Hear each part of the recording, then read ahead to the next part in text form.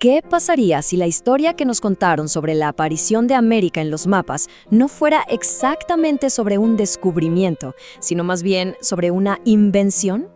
Hoy vamos a meternos de lleno en esa idea, una que de verdad cambia la perspectiva de todo. Imaginen que alguien se les acerca y les dice esto de la nada. Suena rarísimo, ¿verdad? Y sin embargo, esta frase tan extraña captura a la perfección la lógica que vamos a desarmar hoy. Pensemos en esa escena por un segundo. Sería una situación, pues, completamente absurda, ¿no? Cualquiera pensaría, pero si yo ya estaba aquí, nadie necesita que un extraño venga a validar su propia existencia. Es de sentido común. Pues bueno, por increíble que parezca, esa es justo la lógica que se ha usado durante siglos para explicar cómo un continente entero apareció en la historia. Una lógica que, sin darnos cuenta, borra de un plumazo la realidad de millones de personas que ya vivían aquí. Y para entender de dónde viene todo esto, tenemos que viajar un poco en el tiempo y ver el mapa que la gente tenía en la cabeza allá, antes de 1492. Resulta que en la Edad Media, la gente se imaginaba el mundo como una especie de isla, perfecta y cerrada. Y esta no era una idea cualquiera, Estaba metida hasta los huesos tanto en la ciencia como en la religión de la época. Este mapa se conocía como el Orbis Terrarum.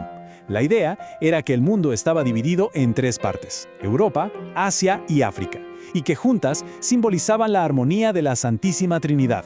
O sea, se pensaba que el diseño del mundo era divino, ya estaba completo, no le faltaba ni le sobraba nada.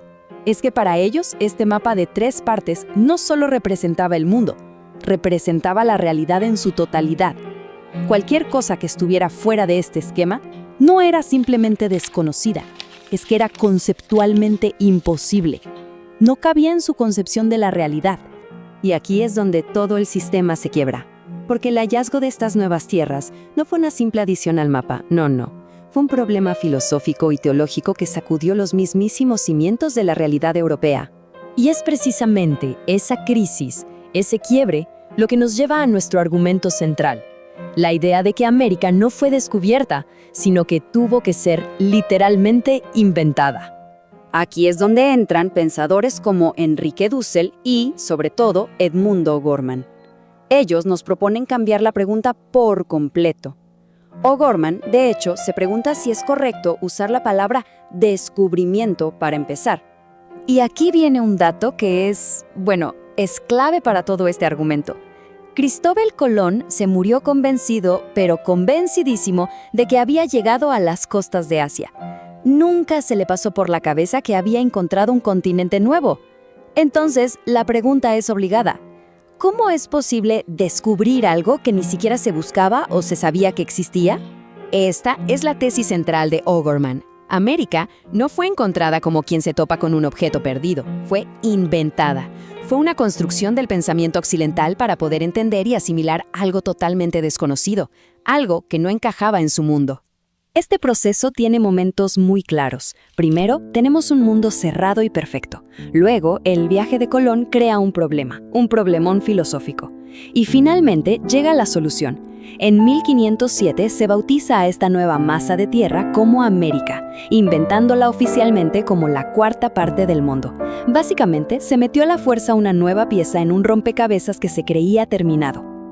Para profundizar en esto, necesitamos hacer una distinción filosófica que es clave: la diferencia fundamental entre existir y ser. A ver, las tierras y la gente de este continente, por supuesto que existían mucho antes de 1492. Tenían sus propias historias, culturas, su propia realidad física. Pero su ser, es decir, su identidad como América, eso fue una construcción posterior. Fue un significado que se le impuso desde afuera. Y esto es importantísimo. Europa, en realidad, no se encontró con el otro, con una alteridad real y distinta. Lo que hizo fue proyectar su propia imagen sobre estas tierras, viéndolas como una especie de materia prima lista para ser moldeada, para ser civilizada a su imagen y semejanza. Esta frase, "yo conquisto", resume perfectamente lo que el filósofo Enrique Dussel llama el nacimiento del ego europeo. Un yo que de pronto se pone en el centro del mundo y se define a sí mismo como el que da forma y sentido a todo lo demás, el protagonista de la historia. El problema es que esta invención, esta proyección del yo europeo, tuvo consecuencias brutales. Nos lleva a lo que Dussel no llama descubrimiento, sino encubrimiento. La palabra es fuerte pero precisa, porque al inventar América como un espacio vacío para la expansión, se estaba al mismo tiempo y de forma muy activa encubriendo. O sea, tapando, negando y borrando la existencia increíblemente rica de todo lo que ya había aquí. Y lo que se encubrió no fue poca cosa. Hablamos de civilizaciones enteras, de mundos complejos como el de los aztecas, los mayas, los incas y muchísimos otros pueblos, cada uno con sus propias filosofías, ciencias e historias, universos culturales que fueron violentamente silenciados. Y quizá la consecuencia más trágica de este encubrimiento es que, como señala el sociólogo Aníbal Quijano, toda esa inmensa y riquísima diversidad de pueblos fue aplastada, aplanada y reorganizada bajo solo 2 etiquetas generales, homogéneas y además despectivas. De repente, ser indio o negro ya no era una descripción, sino una categoría colonial, una identidad negativa. Significaba ser arrancado de la propia historia y ser colocado en un escalón inferior dentro de la jerarquía de la humanidad. Así que, al final de todo, la idea del descubrimiento se revela no como un hecho objetivo y neutral, sino como una interpretación ideológica muy poderosa. Es la historia contada desde la perspectiva del conquistador, una que sirvió para justificar la invención de un continente a la medida de los intereses de Occidente. Y esto nos deja con una pregunta final, una pregunta bastante punzante. Si el continente fue inventado como un espacio vacío, listo para ser llenado, ¿qué se hizo con la gente que ya estaba ahí? ¿Bajo qué categorías mentales se les clasificó para poder despojarlos de su historia y de su humanidad?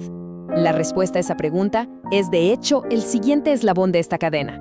Nos lleva directamente a la invención de un concepto totalmente nuevo, uno creado para organizar este mundo colonial, un concepto cuyas consecuencias resuenan con una fuerza increíble hasta el día de hoy.